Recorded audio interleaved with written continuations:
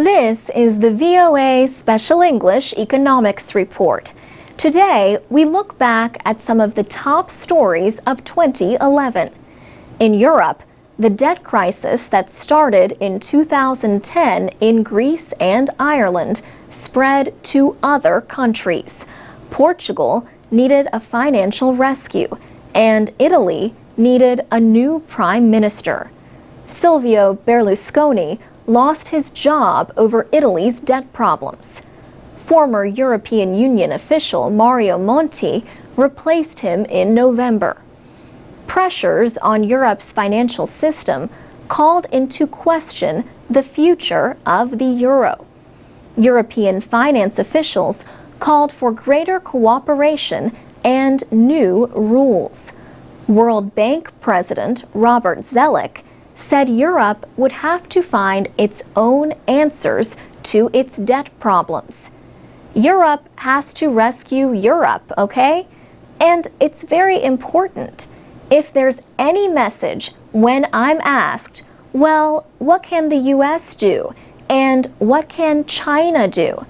The best thing they can do is clean up their act at home, be a source of growth at home. Mr. Zoellick also said it was important for other big economies to deal with their own budget imbalances. The downgrade of America from AAA didn't affect the finances today, but it may be one of those events people look back on 10 years from now and say, did they get the warning? In August, a credit rating agency cut the United States credit rating from the highest level, AAA, to AA+. Also in August, Steve Jobs stepped down as chief at Apple because of his failing health. He died of cancer in October at the age of 56. He brought the world the iPod, iPhone, and iPad, and helped make Apple into one of the world's most valuable companies. 2011 will be remembered as a year of protests. Revolutions for political freedom swept North Africa and the Middle East in the Arab Spring. But protests over budget cuts and jobs were heard around the world. In the United States, activists in hundreds of cities protested economic inequality and joblessness. Protesters were angry that banks got rescued with taxpayers' money during the financial crisis nearly 4 years ago.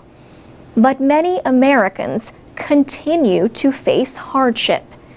Anger over government budget cuts led to protests in Greece, Britain, and elsewhere. And in southeastern China, villagers in Wuhan rebelled against local officials they accused of illegally taking land. For VOA Special English, I'm Alex Villarreal. If your New Year's resolution is to learn English, we can help. Find out more at voaspecialenglish.com and on Facebook, Twitter, and iTunes at VOA Learning English.